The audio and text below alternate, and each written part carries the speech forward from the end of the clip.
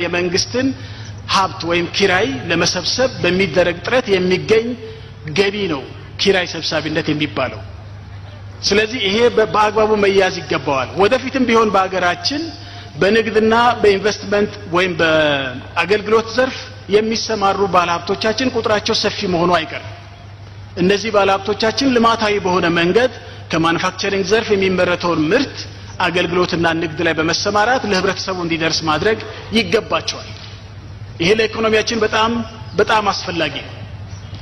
ስለዚህም መንግስት እያለ ያለው ወደ ማኑፋክቸሪንግ ዘርፍ መሸጋገር አሁን ወቅቱ የሚጠይቀው ትልቁና አንገብጋቢ ጥያቄ በመሆኑ ባለሀብቶቻችን ኢኮኖሚያችን የእድገት ፍጥነቱ ሳይቆም በፊት ወይም ደግሞ እንዳይቆም ለማድረግ በፍጥነት ወደ ማኑፋክቸሪንግ ዘርፍ መግባት ተገቢና አስፈላጊ ነው። ምክንያቱም ዘመናዊ የኢኮኖሚ አስተዳደር በሚመጣበት ጊዜ የህዝባችን የኑሮ ደረጃ እየተቀየረ በሚሄድበት ጊዜ አብዛኛው ምርቶች በፋብሪካ ተመርተው የታሸጉ እና እሴት የተጨመረባቸው ምርቶች ነው ህዝቡ የሚጠቀመው።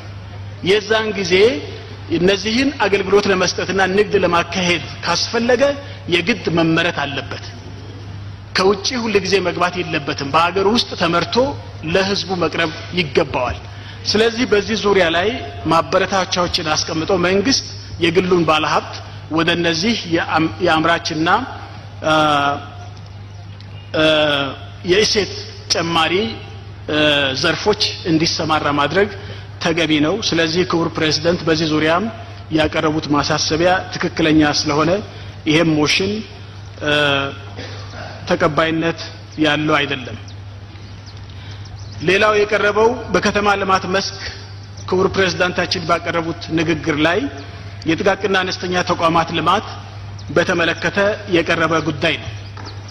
በዚህ ሞሽን ላይ የቀረበው አንድ ጥሩ ነገር መንግስት ጥቃቅንና አነስተኛ ተቋማትን ለማጎልበት ከፍተኛ መዋዕለ ንዋይ እንደሚደግፋቸው በዚህ ሞሽን ላይ መቅረቡ ትክክል ነው።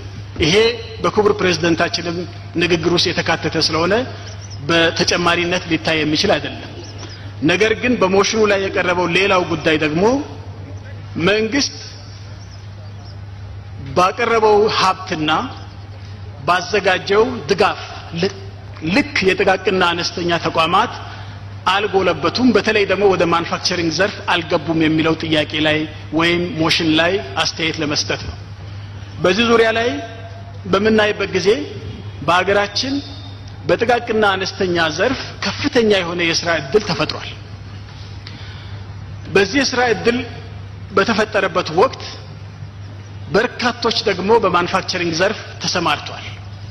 የእንጨት ስራ ላይ፣ የቆዳ ስራ ላይ፣ የአልባሳት ስራ ላይ፣ የምግብ ስራ ላይ በተለያዩ የማኑፋክቸሪንግ ዘርፎች የተሰማሩ አነስተኛና ጥቃቅን ተቋማት ተመስርቷል።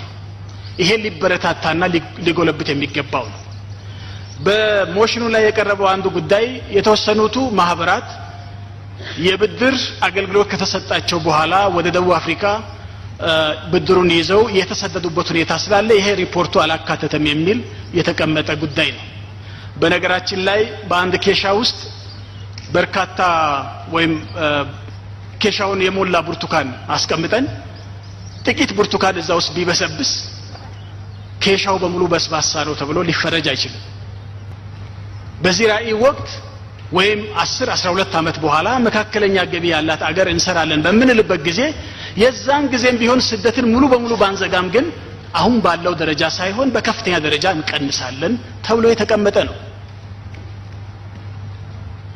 ይሄ ድህነት የሚያመጣው ስደት እንደተጠበቀ ሆኖ ነገር ግን አሁን ያለው ስደት በሙሉ ድህነትን የተመረኮዘ ነው ወይ የሚል ጥያቄ ነው መመለስ ያለብን። አሁን ያለው ስደት ሙሉ በሙሉ ድህነት ብቻ የገፋው አይደለም። የተከበሩ አቶ ግርማም እንዳስቀመጡት የብድር የቀረበላቸው ጥቂቶችም ቢሆኑ ደቡብ አፍሪካ ሄደዋል ብለው ራሳቸው መረጃ ሰጥተውናል። እነዚህ ብድር የተሰጣቸው ወደ ደቡብ አፍሪካ የሄዱት ስራ ስላጡ አይደለም። በተመሳሳይ መንገድ የጤና ኤክስቴንሽን ሰራተኞች፣ መምህራን፣ ሌሎችም እንደዚሁ ሰርቶ መኖር የሚችሉ የጥቃቅንና አነስተኛም ላይ የሥራ ዕድሉ ተዘጋጅቶ እያለ ሳይቀበሉ የሄዱ አሉ።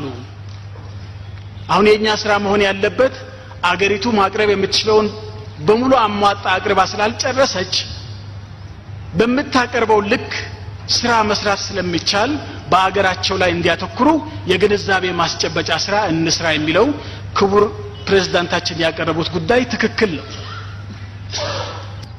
ክራንችም እንበለው ለነገሩ አካል ጉዳተኛ አንድ አይነት አይደለም። የተለያዩ የአካል ጉዳት ያላቸው ሰዎች አሉ።